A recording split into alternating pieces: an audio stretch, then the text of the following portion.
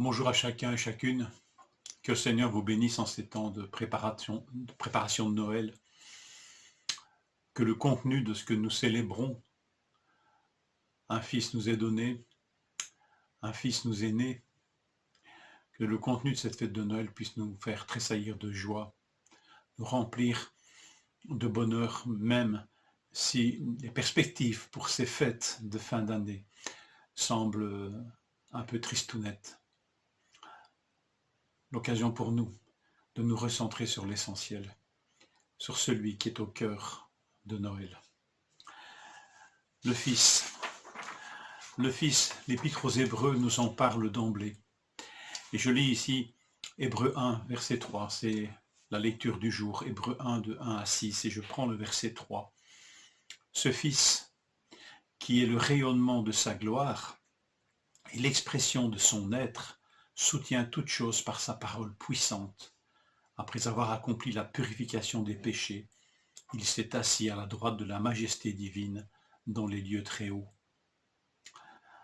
Ce Fils qui est le rayonnement de sa gloire, de la gloire de Dieu, et l'expression de son être, l'être de Dieu même.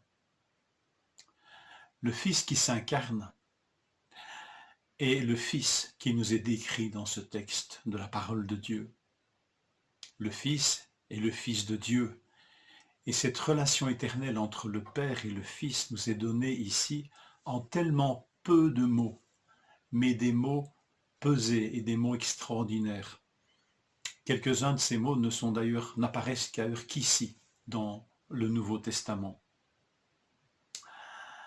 Le Fils est le rayonnement, le resplendissement de la gloire de Dieu.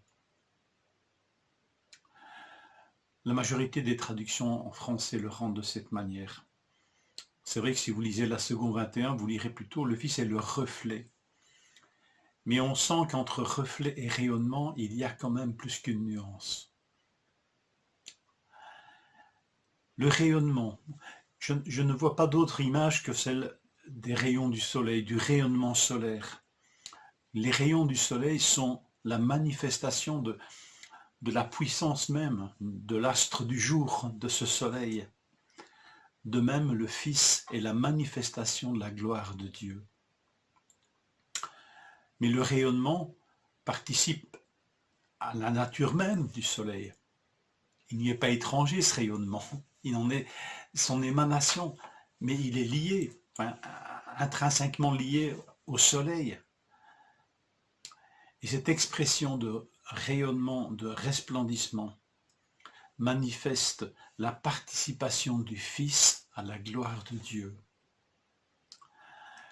Notez qu'ici, il ne nous est pas dit que le Fils est le rayonnement de la lumière divine, de sa lumière, mais de sa gloire. C'est vrai que souvent, lumière et gloire, en parlant de Dieu, sont associés. Mais on peut dire que la lumière est un langage qui nous est accessible, à nous les hommes, et que la lumière est un aspect visible de cette gloire de Dieu. Rappelons-nous que dans l'Écriture, déjà dès l'Ancien Testament, et c'est marquant, nul ne peut voir la gloire de Dieu et vivre. C'est l'expérience de Moïse dans Exode 33 et sa prière « Fais-moi voir ta gloire ». Et au verset 22, le Seigneur va lui dire « Quand ma gloire passera, je te mettrai dans un creux du rocher et je te couvrirai de ma main jusqu'à ce que j'ai passé, parce que personne ne peut voir ma face. » Voir la gloire de Dieu, c'est impossible pour les hommes, c'est la nature même de Dieu, c'est son rayonnement. On compare souvent cette incapacité que nous avons à fixer le soleil de nos yeux sans nous brûler les yeux. Et la gloire de Dieu est au-dessus, infiniment au-dessus de ce rayonnement solaire. Mais le Fils participe à cette gloire.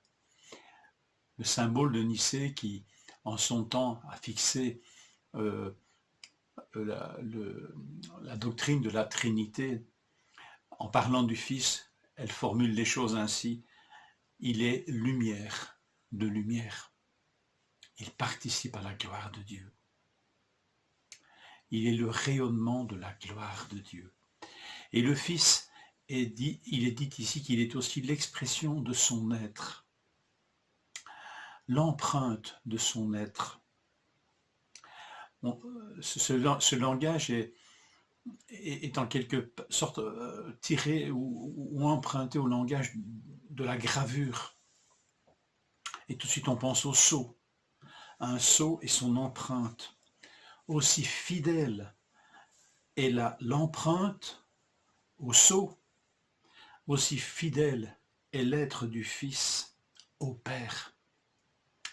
Aussi fidèle est l'empreinte du sceau au sceau, aussi fidèle est l'empreinte du Fils au Père. Il est Dieu de Dieu.